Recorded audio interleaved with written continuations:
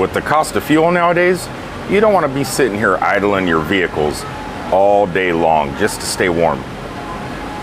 Especially in something like this, yeah, you'll burn through that fuel. And a great company called Vevor, V-E-V-O-R, contacted me and said, hey, we have a solution for those high cost of, the high cost of fuel nowadays when you're trying to keep yourself warm. Would you like to try out one of our products? So yes, this is a sponsored video. And what I'm going to talk to you guys about doesn't really have to necessarily do with trucks, but trucks have been incorporating this technology for many years. This product here is specifically pretty much for RVers, nomads, van life people, and things like that. That's about the size of this product. Now, I'm sure that they do make products for truck and trailers, and this would work in a truck, but it's more for people like us, the nomads. Are you gonna pee on the box? Are you gonna pee on the box? So what we have is down there in that box, and what is it? It is a heater, an air heater, a diesel heater. So if this is anything like what we have in the trucks, there should be, well, this should have its own fuel tank, but in the trucks, we have a line that goes into the fuel tanks, brings up a little bit of diesel and drops it on a heating element that and that goes into a blower fan, and it puts out an immense amount of heat on those extremely cold days.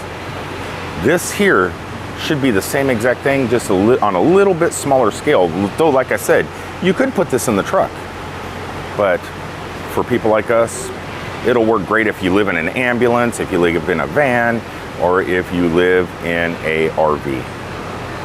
I am in a working shop at the moment, so please excuse any background noise, but these here are the statistics of it. And I don't think that's in the box because that looks awful large.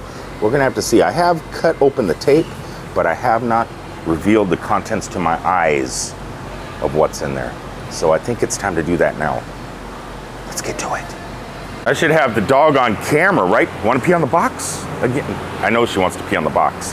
I should probably have one of the mechanics over here kind of explaining the parts because they know more about all this stuff than I do. But we have, when we open up the box here, we have what looks like a fuel tank, right? That's a fuel, there's a mechanic right there. That's a fuel tank as far as I can tell, right? Some kind of tank? Yeah, I think that's a fuel tank. Yeah, here it looks like we have a little exhaust. And like I said, the ones in the trucks that go out the back, they're a little bit larger than this. So this is definitely for the nomad. We have some sort of plate here. I'm assuming the exhaust maybe goes out of that. Would you think the exhaust goes out of that? Probably manifold plate. The manifold. So you get a plate. Well, it is an unboxing, and so we might as well rip up some tape, even though I'm going to be giving this away to somebody. Oh yeah, look at that. Oh, let's take it all out and show you guys. Oh. So would you say that is larger than what we have in our trucks, or about the same size? You don't know? It does have a wall mount remote control system. It is a diesel, 12 volt, 40 amp, 80 kilowatts. You were asking the wattage, right? Yeah, so it's 40. Has the exhaust ports right here. I would assume that these have to be run out of the truck because you don't want to be smelling diesel all day long. I mean, I know I don't. Do you? Do you want to smell diesel all day long? Yeah, doesn't want to. Something just noticed on the modular thing, the touch screen turn on and off.